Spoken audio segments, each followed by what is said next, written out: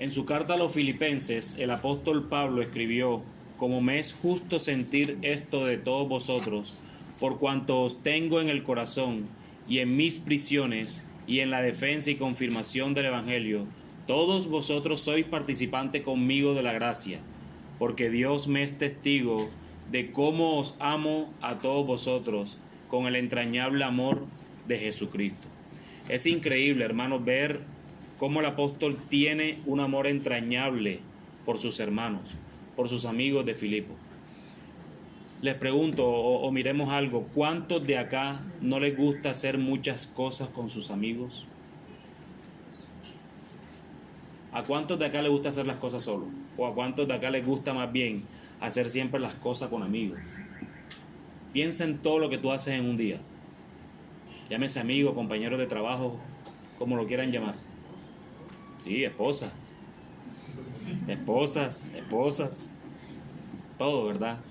Niños, ustedes, les gusta hacer planes con amigos, ¿cierto? Ir a visitar a alguien, estudiar con alguien. Cuando están en el recreo del colegio, por lo general buscan a alguien con quien jugar o hablar. Hasta los exámenes les gusta pedirlos que se hagan en grupo muchas veces, sobre todo cuando no estudian. Y eso es pecado. Asimismo, los adultos aquí, los que están en sus empresas trabajando, tienen amistades o compañeros de trabajo, como lo quieran llamar, con los que salen a comer de vez en cuando, sobre todo en esta época de fin de año, que siempre organizan cenas, siempre organizan salidas, la despedida de fin de año, a veces los grupos de los WhatsApp. Para estas épocas siempre los compañeros de estudio, aquellos que nos hemos graduado hace años, siempre están en el grupo WhatsApp: vamos a salir a comer, vamos a celebrar un aniversario más del colegio, de egresados y todas esas cosas. Tal vez les toca hacer de pronto un trabajo en equipo también, y se hace más ameno el tiempo de trabajo. Las que están en el hogar es igual. Si hay oficios que hacer, de pronto quieren que todos estén en sintonía y todos hagamos y nos acompañemos haciendo las cosas. Dios es un Dios que se relaciona, hermanos. Primero entre sí, Padre, Hijo y Espíritu Santo, y luego se encarnó y Jesús se relacionó con sus discípulos. Pero entonces, ¿por qué personas que les gusta relacionarse piensan en la evangelización en términos individuales? Normalmente cuando pensamos en la evangelización siempre pensamos de manera individual. Yo tengo que evangelizar. ¿Por qué será? ¿Por qué pasa eso? Posiblemente sea porque casi toda la instrucción que hemos recibido acerca de este tema de evangelización ha sido sobre la evangelización personal. Esto es extraño para mí, especialmente porque evangelizar da miedo.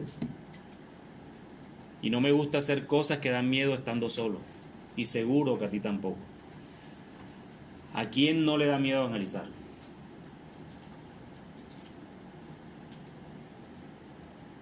Yo les pregunto, ¿a quién no le da miedo evangelizar? ¿A quién o quién tiene de pronto o no tiene el temor de acercarse a una persona y hablarle del Señor? Así, tan espontáneamente.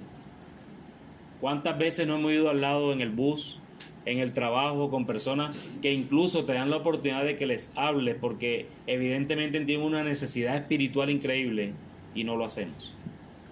¿A quién le gusta hacer esto solo si te da miedo? Claro está que siempre hay una persona rara que no teme compartir su fe con nadie. Hay hermanos, conozco hermanos que ellos a cualquiera le están predicando enseguida. Y la verdad, eso es para imitar, digno de imitar. He conocido a través de mi vida cristiana personas que eso evangelizan a todo el mundo. Vienen, ven un testigo de Jehová y toma tu dosis. Ven aquí, ya cuando está en problemas, entonces ayúdenme. Pero tienen la capacidad para hacerlo. Tienen el denuedo para presentar el evangelio. Pero normalmente eso no pasa. Pero si le preguntas a la mayoría de gente normal qué es lo que le estorba su evangelización, la mayor parte te dirá que es el temor. ¿El temor a qué? El temor al rechazo, tal vez. El temor a parecer religiosos. El temor a ser categorizados en un estereotipo raro relacionado con los evangelistas, ese tipo es raro. ¿Tú no has visto ese hermano que está allá o esa persona que está allá que trabaja con nosotros? Tal vez los que estudiamos en ambientes cristianos o los que trabajan en ambientes cristianos no tienen ese problema. Sin embargo, dependiendo del ambiente cristiano donde estés también. Chesterton afirma: no es que la evangelización se haya intentado y haya resultado deficiente, pero yo tengo mucha objeción sobre ese tema, sino que la evangelización más bien se ha considerado difícil y no se ha hecho el intento siquiera. Todos creen que están evangelizando cuando en la realidad no lo están haciendo. Evangelizar no es dar palabras bonitas. Evangelizar no es sencillamente decirle a una persona: sí, yo te apoyo. No. Evangelizar es hablarle a la persona la necesidad que tiene de un Salvador. Pero cuánto temor nos da eso. A veces no lo hacemos en el trabajo porque creemos que podemos perder el trabajo. Pero listo, no lo hagan en el trabajo. Pero cuánta necesidad tiene nuestra propia familia del Evangelio. Particularmente yo estoy en grupos de las dos familias de mis dos apellidos.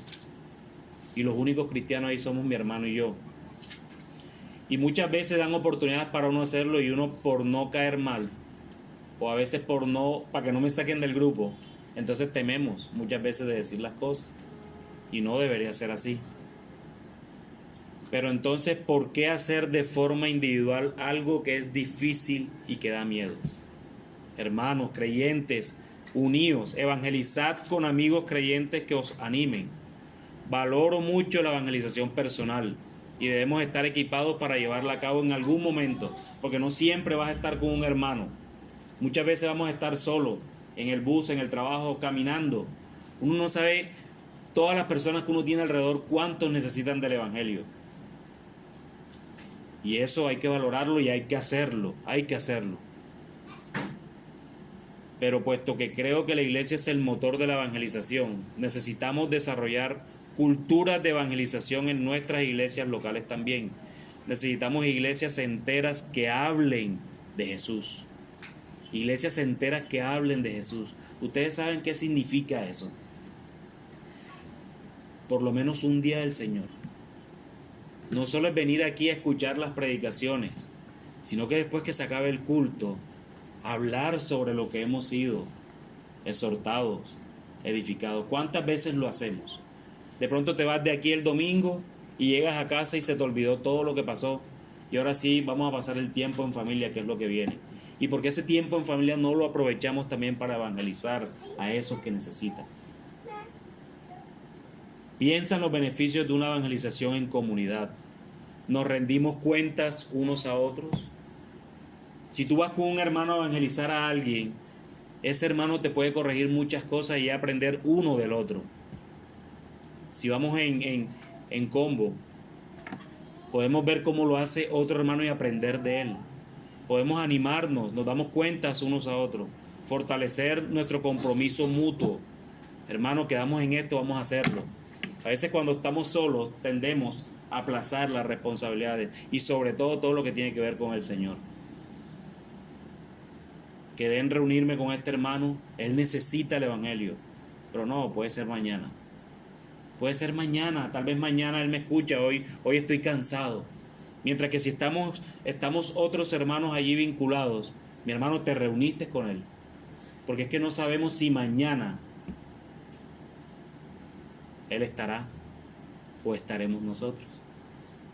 Aprendemos los unos de los otros, como se los dije ahorita. Nos regocijamos juntos en el éxito y lloramos juntos en los fracasos. Y que se entienda esto no de manera empresarial. Que se entienda esto que cuando evangelizamos a una persona que necesita urgentemente el evangelio y esa persona puede llegar en arrepentimiento y confiar en el Señor, nos debemos regocijar con él. Nos debemos regocijar con él. Y cuando ha sido expuesto a ese evangelio, esa persona sigue odiando a su Señor, odiando al Señor, eso nos debe entristecer. Formar vínculos al compartir experiencias en situaciones intensas. Estas cosas, cuando salimos a hacerla como cultura de una iglesia, forma vínculos fuertes, hermanos. Vínculos fuertes. Tu mejor amigo tiene que estar en la iglesia, o por lo menos debería estar en la iglesia. o para no ser tan estricto, debería ser creyente por lo menos. Tu mejor amigo es creyente. Sería bueno preguntarnos siempre eso. Sin embargo, cuando pensamos normalmente en la evangelización en comunidad, pensamos en programas evangelísticos. Cuando estamos pensando, muchas veces nos hemos pasado por parques y vemos programas evangelísticos, obras de teatros, cosas de ese estilo. Pero esos programas evangelísticos no es lo mismo que ir a evangelizar. Con programa me refiero al gran evento ocasional que se hace con un predicador conocido de un tema emocionante que mueve las fibras del ser humano. En algún momento del evento hay una explicación del evangelio, o tal vez el programa es sencillo pensando para atraer a las personas como un proyecto servicial o un programa deportivo, incluso, con la esperanza de que pueda abrir una puerta siquiera para poder tener una conversación espiritual con esas personas que llegan a esos eventos. Muchas veces tratamos de diluir el mensaje para traer la carne y poder tener esa ventana para poder predicarles el evangelio. Pero eso está muy lejos de lo que es la evangelización verdadera. Y quiero presentar un ejemplo del autor del libro que nosotros estamos estudiando, el cual habla de un programa en el que él fue testigo y cómo se hizo.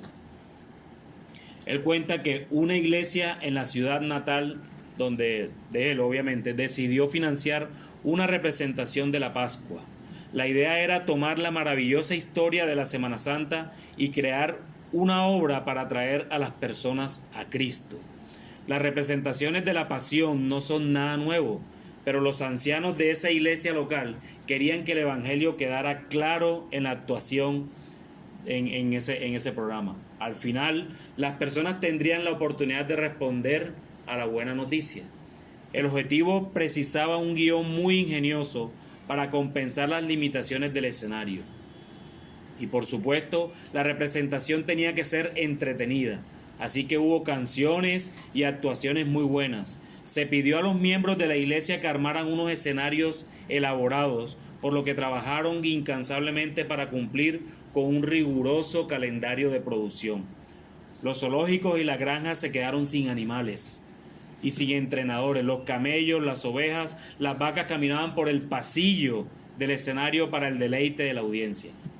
Miren hasta dónde llegó todo este programa que inventó esa iglesia. Las palomas volaban al hacerle una señal. Wow, era un tema como de película, ¿no? Ustedes han visto la película La Pasión de Cristo o este tipo de películas que son así de Semana Santa. Todo ese escenario, ellos estaban tratando de montar algo así. Y con el paso de los años su popularidad creció, superando todas las expectativas. A medida que se hacía más y más popular, se iban contratando productores profesionales de Hollywood. Ya estaban metiendo al mundo. Incluso el papel de Jesús fue representado por un actor de Hollywood que no era cristiano. Aunque la iglesia tenía uno de los santuarios más grandes de la zona, la demanda de asientos superaba la disponibilidad. Se regalaban entradas para controlar entonces las multitudes. Había semanas de representaciones y se añadieron actuaciones por demanda. La gente llegaba desde los pueblos cercanos y desde tierras lejanas. El programa adquirió vida propia. Ya era conocido en todo el pueblo ese programa. Y todos los años esperaban el programa. La gente esperaba el programa.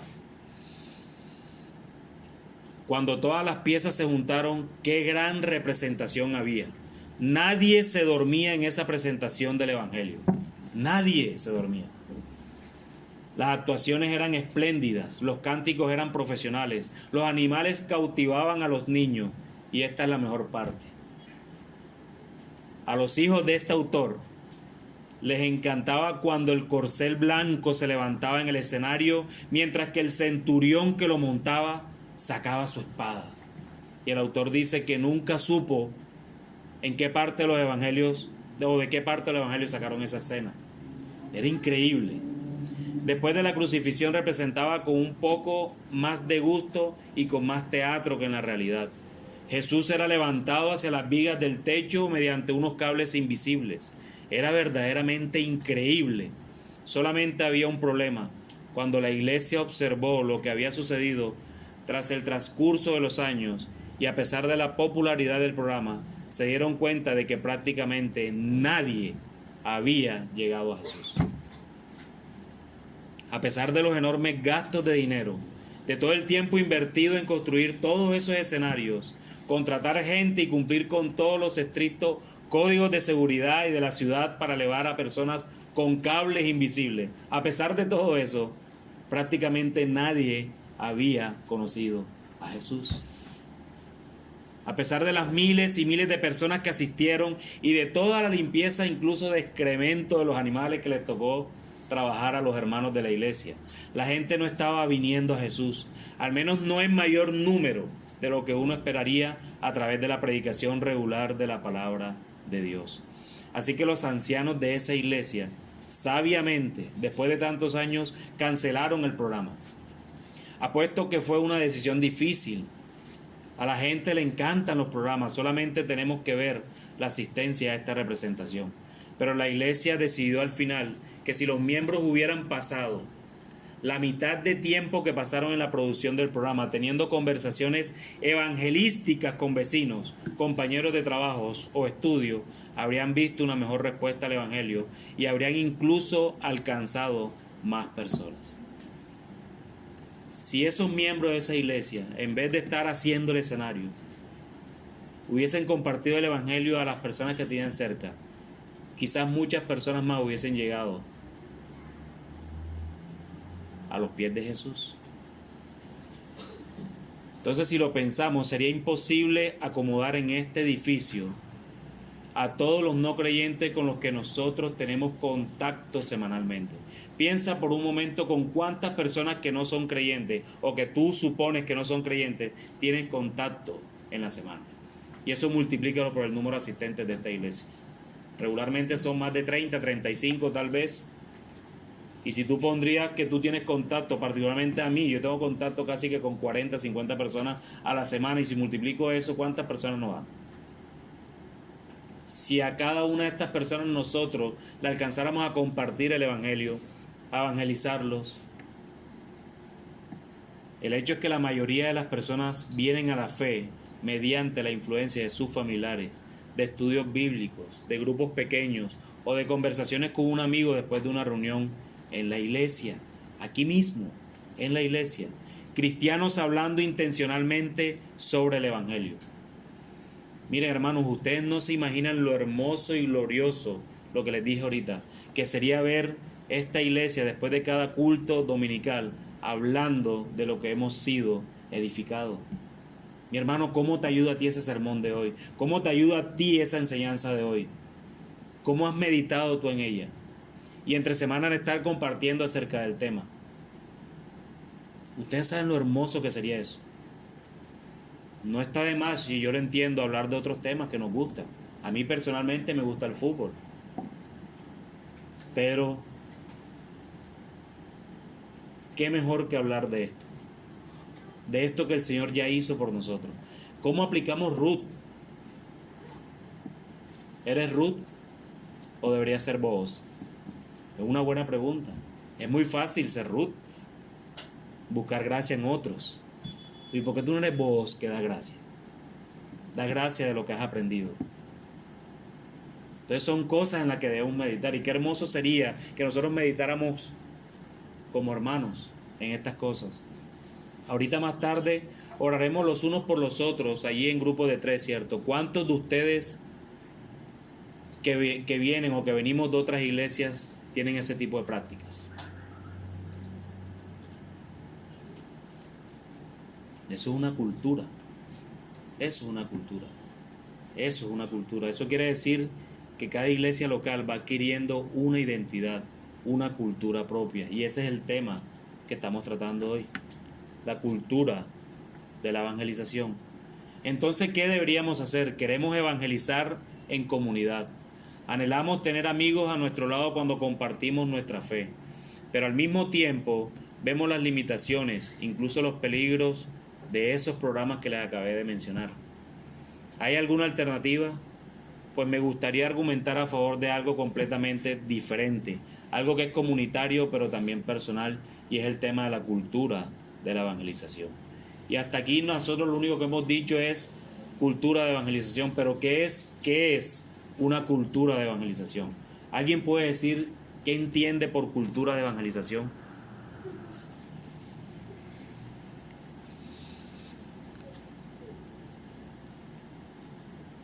El nivel de cultura que vemos nos ayuda mucho a poder contextualizarlo en la cultura de la organización.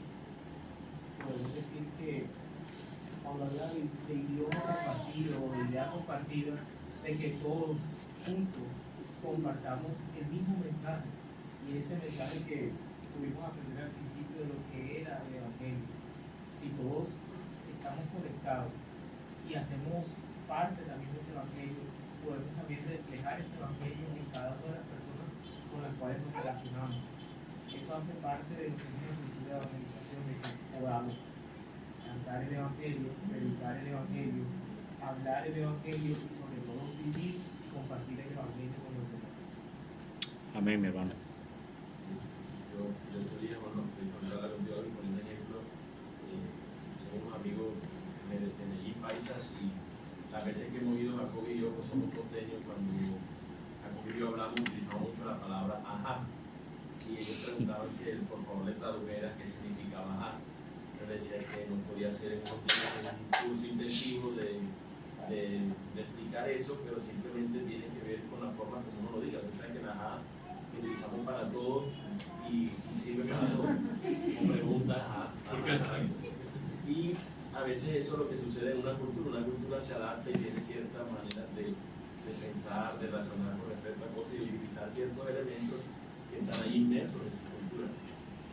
Creo y entiendo que la cultura de evangelización lo que se promueve es que cuando un hermano está hablando acerca de su situación particular, es la evangelización o el evangelio lo que va a estar ahí como el soporte para todo.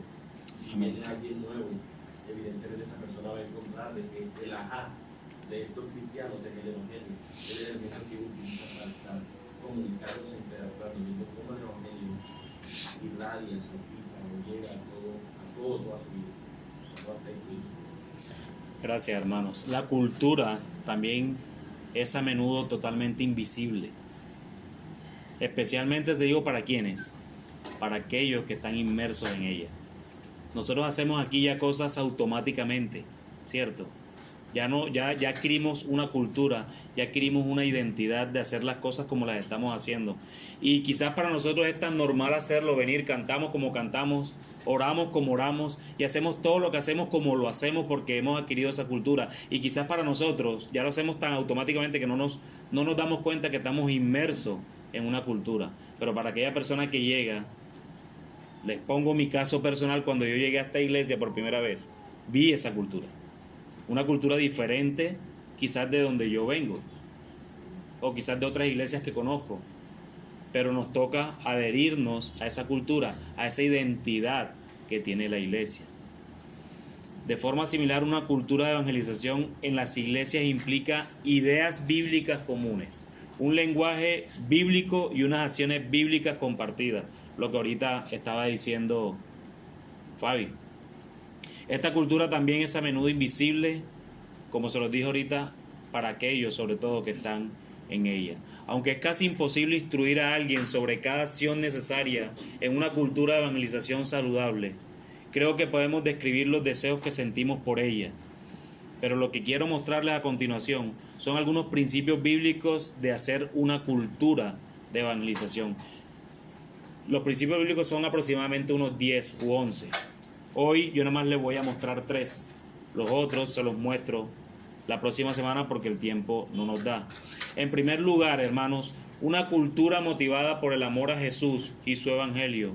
¿Quién por favor me lee 2 Corintios capítulo 5, versículos del 14 al 15? Si quieren lo pueden leer directamente desde allí de la presentación. 2 Corintios capítulo 5, del 14 al 15. Porque el amor de Cristo nos constriñe, pensando esto, que si uno murió por todos, luego todos murieron y por todos murió, para que los que viven ya no vivan para sí, sino para aquel que murió y resucitó por ellos. A menudo evangelizar es como empujar una enorme bola hacia la cima de una montaña. Mira lo que dice el texto, ¿no? Una cultura motivada por el amor a Jesús y su evangelio. Si no tenemos esto en nuestro corazón, lo que va a representar a veces la evangelización es una bola subiendo una montaña. Pero cuando estoy con personas cuya motivación para evangelizar deriva de su amor por Jesús, mi percepción de la evangelización automáticamente debe cambiar. Ser empujado por el amor para compartir el evangelio de forma individual es algo hermoso. Pero cuando sucede en comunidad se convierte en un gozo glorioso. La necesidad de importunar a la gente para que comparta su fe se evapora. Ya tú no sientes incomodidad por importunar a alguien. Tú lo haces impulsado por ese amor que Jesús siente por ti y por mí. Si tú no tienes eso en la cabeza cuando vas a evangelizar en comunidad, o si tú no tienes eso en el corazón, vamos a sentir como si estuviéramos realmente una carga, una bola grandísima subiéndola en una montaña, ese peso. Pero cuando sabemos que es el amor de Jesús o el amor por Jesús quien nos impulsa a evangelizar, esa gran bola se puede convertir en una bolita uñita. Uno no siente el peso. En segundo lugar, una cultura que confía en el evangelio. Romanos capítulo 1, versículo 16. ¿Quién lo lee? Yo no avergüenzo del evangelio, porque es poder de Dios para salvación. Anhelamos una cultura de evangelización que nunca cambie la confianza en el evangelio por la confianza en las técnicas, las personalidades o los trucos de entretenimiento. Anhelamos una cultura evangelizadora en esta iglesia que pueda confiar en ese mensaje que te transformó a ti, que me transformó a mí. Debemos seguir confiando en ese mensaje. Muchas veces vivimos tiempos difíciles. Creemos que hay personas imposibles al frente que no van a recibir el evangelio porque están cegados en su pecado. Pero recuerda cuando tú estabas allí también. Debemos descansar en ese poder que tiene el evangelio para cambiar vidas. No descansar en contratar a un tremendo expositor o hacer una obra de teatro o hacer un programa como lo hizo esta iglesia local. No. Los que se oponen al evangelio siempre dicen a los cristianos que el mundo moderno ha hecho que el evangelio sea irrelevante. De esta forma desmoronan la confianza que los cristianos tienen en el poder del evangelio. No puedes desconfiar nunca del mensaje de Dios. Desconfía de ti, desconfía de esa persona, lo que tú quieras, pero predícale que es el Espíritu Santo quien convierte o no a esa persona. Es el poder de Dios, hermano. Y fíjate que la motivación nos conduce a una correcta confianza, porque si nuestra motivación es el amor de Cristo, como no primero nosotros, sino de pronto ver un estable lleno, o tal vez vivir cómodamente a tus días el mensaje del Evangelio, entonces la confianza en el Evangelio no va a resultar una realidad en la proclamación del mismo. Amén. Sino que entonces ya vamos a confiar más en los métodos que el mundo ofrece para atraer eso que nos motiva. Entonces, Así es, mi hermano. Ya esto pasó hace muchos años en un mundo que hoy no parecía muy moderno. Lo siguen haciendo hoy y lo harán siempre hasta que Jesús regrese. Van a querer siempre utilizar métodos carnales. Y métodos carnales lo único que trae son personas carnales. Es así de sencillo. Yo he pasado por muchas iglesias y no veo la diferencia entre eso y un concierto. Realmente. De pronto que no venden cerveza tal vez. O cosas de así. Pero el mundo sigue tentando a los cristianos débiles a que se avergüencen del evangelio. Anhelo una cultura de evangelización en la que nos edifiquemos unos a otros y nos recordemos que debemos dejar a un lado las prácticas y técnicas mundanas de evangelización, poniendo toda nuestra confianza en el poder del claro mensaje del evangelio. Recuerden, hermanos, que toda potestad le fue dada a nuestro Señor en los cielos y en la tierra. Él tiene el poder de cambiar cualquier corazón de piedra en uno de carne. Él es Dios todopoderoso para hacer cualquier cosa. Debemos seguir creyendo en ese mensaje que es tropiezo para algunos y que es locura para otros. En tercer lugar, una cultura que entiende los peligros del entretenimiento. Debemos entender esos peligros del entretenimiento. Una cultura evangelizadora debe estar siempre apercibida de los peligros que eso puede traernos. Ezequiel capítulo 33 del 30 al 32 dice: y tú, hijo de hombre, los hijos de tu pueblo se mofan de ti junto a las paredes y a las puertas de las casas, y habla el uno con el otro, cada uno con su hermano, diciendo: venid ahora y oíd qué palabra viene de Jehová. Y vendrán a ti como viene el pueblo, y estarán delante de ti como pueblo mío, y oirán tus palabras, y no las pondrán por obra. Antes hacen halagos con sus bocas, y el corazón de ellos anda en pos de su avaricia. Y he aquí que tú eres a ellos como cantor de amores, hermoso de voz y que canta bien, y oirán tus palabras, pero no las pondrán por obra.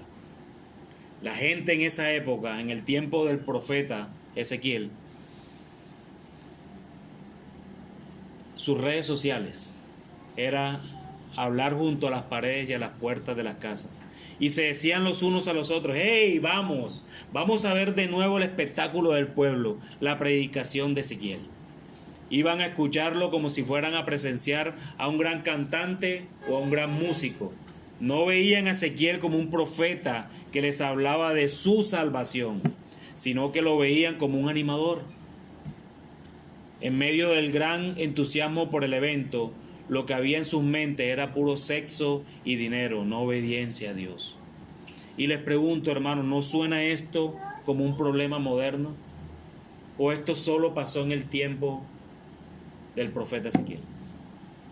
Para que la gente aparezca en la reunión de la iglesia hoy, todo lo que necesitamos es publicar en redes un atractivo, armar una presentación musical emocionante o encontrar un orador con carisma que toque las emociones de la gente, que toque su sensibilidad. Y puntos adicionales, si el tipo es cómico. Pero también me hace reír. No es difícil, pero ten cuidado, hermano. Dios advirtió a Ezequiel y nos advierte a nosotros hoy. Puedes atraer una multitud con esos métodos, pero nunca atraerás sus corazones. El convencer corazones es el trabajo del Espíritu Santo. En una cultura de evangelización, no confundimos entretenimiento por ministerio o ministerio por entretenimiento. Declaramos juntos las maravillosas verdades de Dios. Compartimos unos con otros de su gran salvación, de su gloria entre las naciones y de sus obras maravillosas. Anhelamos una iglesia que entienda los peligros del entretenimiento, considerándolo como lo que es, un león agachado allí. Ustedes han visto un gato, de pronto el león no, porque no acostumbramos a ver leones por la calle, pero ustedes sí han visto un gato que es de la misma, digamos que especie del león, cuando va a atacar su presa, la posición que toma. ¿Quién la hace?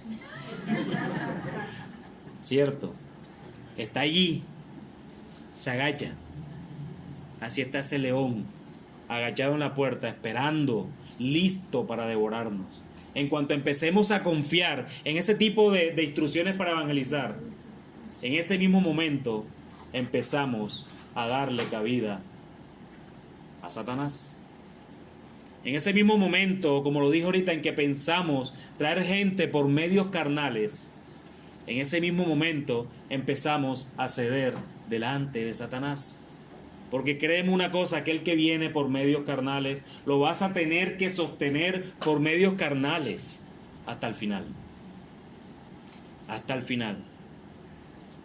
Necesitamos una cultura de evangelización que nunca sacrifique ante el ídolo del entretenimiento, sino que se sirva el rico banquete que se encuentra en el Evangelio de Cristo. No sucumbamos ante las tentaciones de creer que el entretenimiento es más poderoso que la palabra de Dios. A veces las iglesias quieren inventar cosas que la palabra no dice.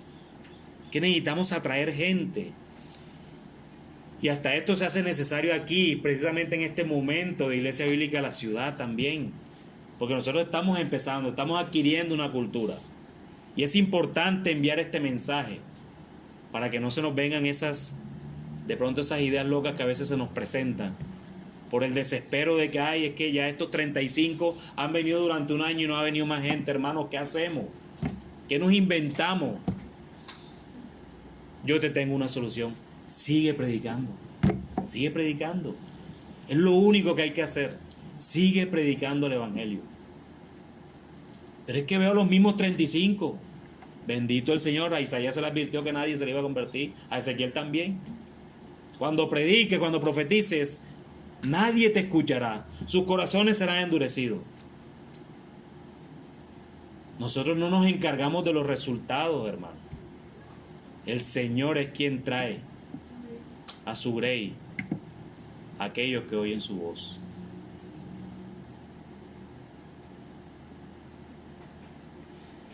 Queremos que la Iglesia Bíblica de la Ciudad tenga una cultura de evangelización que brote naturalmente. Que cuando llegue alguien a esta iglesia que no conozca del Señor, entienda en su corazón que el asunto de su eternidad es lo más serio que puede escuchar. Que nosotros nos ocupamos de eso. Queremos que la Iglesia Bíblica de la Ciudad, después de cada domingo, cuando termine el culto, pueda compartir eso con aquellos que se acercan, con aquellas visitas que se acercan. Sí, ¿cómo te llamas? Está bien. ¿Qué haces? Pero ¿cómo te sirvió esa enseñanza? ¿Cómo te sirve? ¿Cómo la aplicarías a tu vida? Esa es la cultura que debemos hacer. Cuando nosotros tenemos esa cultura, hermanos, cuando estás en la calle hablando, eso se te sale el Evangelio solo. Se te sale el Evangelio solo. De repente empezaste a hablar de un tema, un problema laboral, y terminaste predicando el Evangelio a la persona. ¿Por qué? Porque ya lo tienes en tu ADN. Ya lo tienes en tu sangre, ya te corre. Es automático, es natural. Es natural. Y eso es lo que queremos. Queremos que cuando llegue alguien que ya ese hermano se ha impactado por la cultura evangelizadora de esta iglesia. Y que lamentablemente el pueblo cristiano ha abandonado. La iglesia no está evangelizando. La iglesia de Cristo, la iglesia universal, no está evangelizando. Las iglesias locales se han venido a encerrar y no están saliendo afuera. Afuera hay miles y miles y miles de millones de personas que necesitan urgentemente escuchar este mensaje del Evangelio. Y nosotros necesitamos tener una cultura evangelizadora, para que aquellos puedan escuchar de eso que se nos fue dado a nosotros, el misterio de la piedad. Que el Señor nos ayude, mis hermanos, que el Señor nos guíe, que el Señor nos ayude a no ser egoístas, de no compartir aquello que es lo más importante para la vida de una persona, y es su eternidad. Que el Señor nos guíe y nos ayude en todo, mis hermanos, y Él sea glorificado en cada cosa que hagamos. Vamos a orar.